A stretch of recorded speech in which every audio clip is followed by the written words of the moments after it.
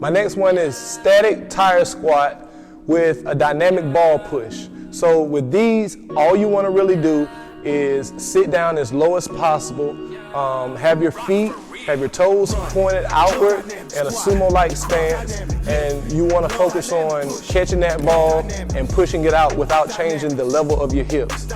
Top downs. My next one is top downs. With these, you want to make sure that at the bottom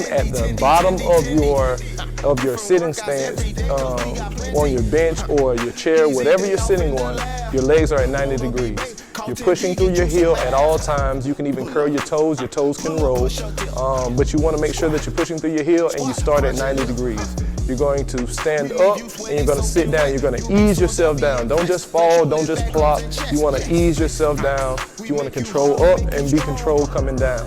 Heel taps and kickbacks are two of the most popular glute exercises. What you're doing is you're holding your arms all the way out, straight, still, chest up. What you're doing is trying to get that ankle higher as the hip or higher, as high as the hip or higher.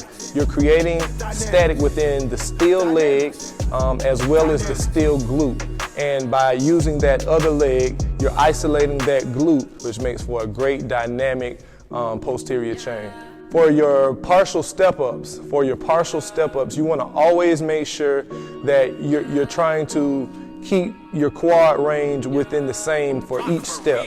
So if you go at one height for one step up, you want to go to that same height.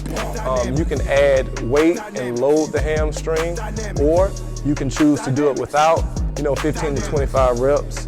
Depending on the time and the exercise routine itself for the day. With suspension training, you always have a dynamic workout no matter what you're doing.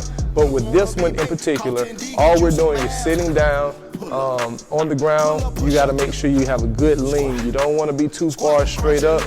You don't want to be too far back. You want to be like right in the middle, and you don't want to use your arms. A lot of times when you're holding yourself at an angle, you tend to use your arms. Focus on not using your arms. It's a leg exercise. At the top, after you sit down, you stand up. As you stand up at the top, you push your hips forward. So you always want to roll your hips forward at the top.